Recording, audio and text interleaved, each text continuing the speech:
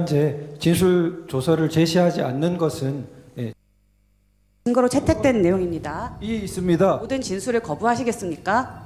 이의가 하나 있습니다. 이 부분도 수사 보고서인데 보통의 형사 재판 같으면은 보내라고 지시를 하고 김창한 법원님, 그거는 저희가 증거 인부 절차를 거치지 않은 내용입니다. 죄송합니다. 제가 착각을 한 것 같습니다. 예, 제출한 거 맞습니다. 계속 같은 취지로 항의하시면은 저는 신문을 방해하는 거로 생각할 수밖에 없습니다. 대통령이 총이라는 단어를 사용한 것은 기억난다라고 진술한 것은 맞죠? 그 부분도 답변 드리기 제한됩니다.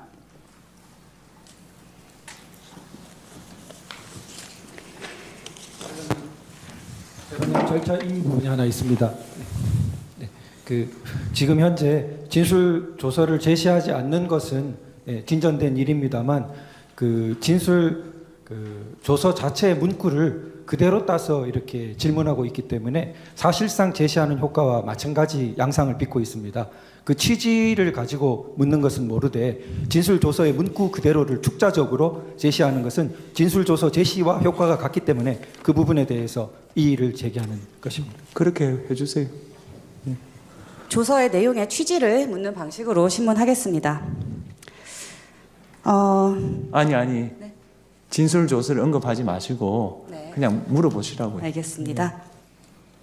증인 비상계엄 선포 전날인 12월 2일에 휴대폰 메모장에 의명 행동화 절차를 구상해 보았습니다. 라고 시작하는 이 메모를 작성한 사실이 있죠. 이것은 증거로 채택된 내용입니다. 이의 있습니다.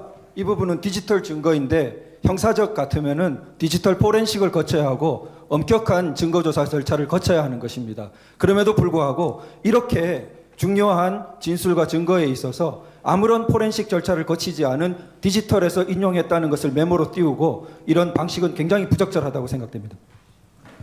증거로. 디지털 증거는 국민들의 어떤 신뢰성이 굉장히 높지만 실질적으로 변조라는 게 굉장히 쉽기 때문에 이 부분 좀 더 거쳐서 증거 능력 조사를 거쳐서 제시돼야 한다고 생각합니다. 아니 똑같은 말 하지 마시고요. 지금 몇 호증이죠? 15호증의 2, 15호증의 2입니다. 15호증 2 증거 체부 한번 보세요.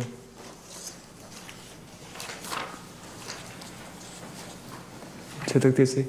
예, 물으십시오. 채택됐습니다.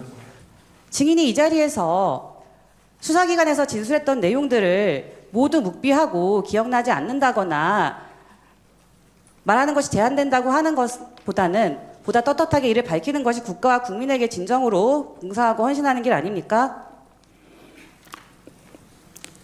개인의 안위를 위해서 지금 모든 진술을 거부하시겠습니까? 이의가 하나 있습니다. 지금 화상기에 아까 전 메모가 계속 띄워져 있는데 질문도 그 내용 관련이 끝났기 때문에 화상기에서 치워주시는 것을 좀 부탁드립니다. 질문하시죠. 증인 김효연 장관에게 아까 그 메모로 작성한 서울의 국회에서 비생 상황이 발생할 때 수방사가 조치할 상황에 대한 보고를 휴대폰 메모장에 작성한 이후에 또 본인의 휴대전화로 문을 열거나 부수는 데 사용하는 도구, 쇠지렛대, 국회 해산이 가능한가요? 등을 검색한 사실이 있죠. 예, 이것도 그거를 작성하다 보니까 용어가 생각이 안 났어요. 그래서 이 도구가 이름이 뭐지? 그래서 제가 처음 인터넷에 그 워딩을 넣을 때 문을 부수는 이런 단어를 썼더니 쇠지렛대라고 나오더라고요. 그래서 그 쇠지렛대를 거기다가 언급을 했던 기억이 납니다. 이 있습니다. 이 부분도 수사 보고서인데 보통의 형사 재판 같으면은 이 증거 절차를 거쳐서 제시될 수 없는 문건입니다. 이런 부분이 지금 현재 이렇게 아까 전에 조서와 마찬가지로 제안합니다. 예. 네, 계속하십시오.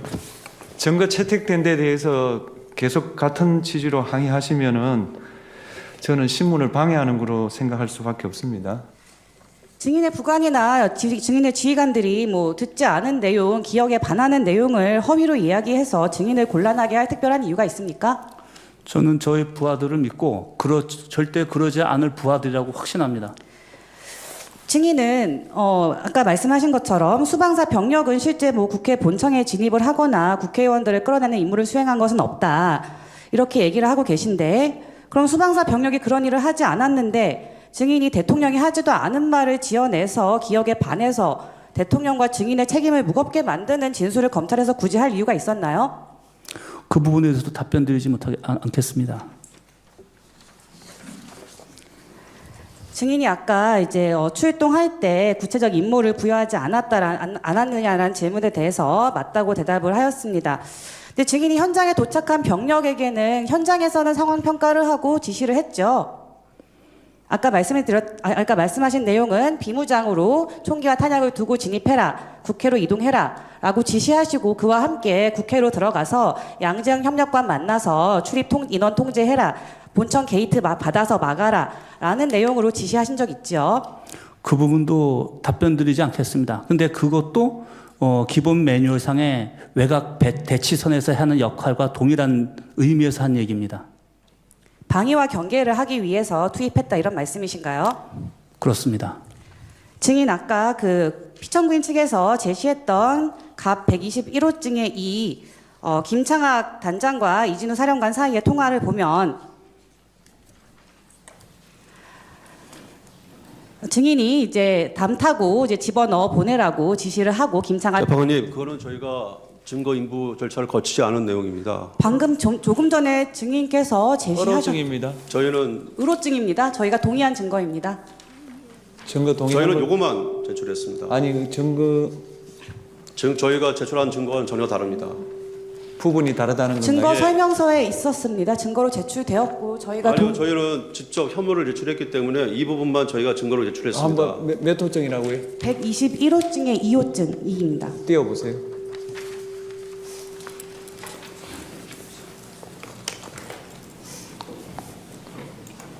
한번 122호증 11 한번 띄워보세요.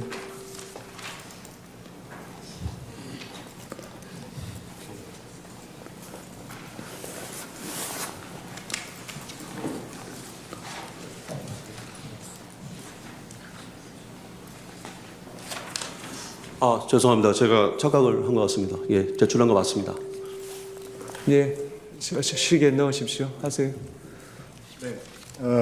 제가 질문 좀 드리겠습니다. 청구인 측 김진환 변호사입니다.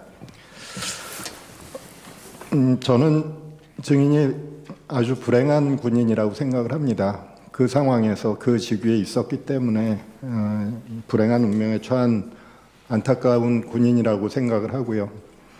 사실 이런 군인들이 우리 과거에도 여러 차례 있었습니다. 아까 그 증인이 알고 계신 법이 몇 가지 있다고 했는데 증인 헌법도 아시나요? 헌법 알고 계십니까? 군과 관련된 부분만 좀 알고 있습니다. 네, 군과 관련된 부분입니다. 헌법 5조 2항에 네. 군의 정치적 중립성을 규정하고 있는데 네. 이 규정에 대해서 알고 계신가요? 알고 있습니다. 이 규정이 헌법에 왜 들어갔다고 생각하시나요? 있습니다. 증인 신문은 경험한 사실에 대해 해야 되는데 지금 평가적인 의견이나 지식 차원을 묻고 있습니다. 있습니다. 헌법에 대해서 알고 있다는 걸 알아보기 위한 거니까 신문하십시오. 네, 이 정치적 중립성 규정이 헌법에 들어간 건 과거에도 증인과 같은 불행한 군인들이 많이 있었기 때문이라고 저는 생각을 합니다. 혹시 하실 말씀 있으시면 하셔도 좋고요. 방금 변호사님께서 불행한 군이라고 얘기하시는데 상황은 그렇습니다. 근데 불행한 군이라고 생각하지는 않고 군인은 이 부분도 나중에 이 재판관님께서 이 부분에서 저에 대해서 한번 의견을 좀 시간을 주시면 제가 왜 그날 투입하게 됐는지 그리고 그거에 주저하지 않았는지에 대한 입장을 한번 얘기하겠습니다.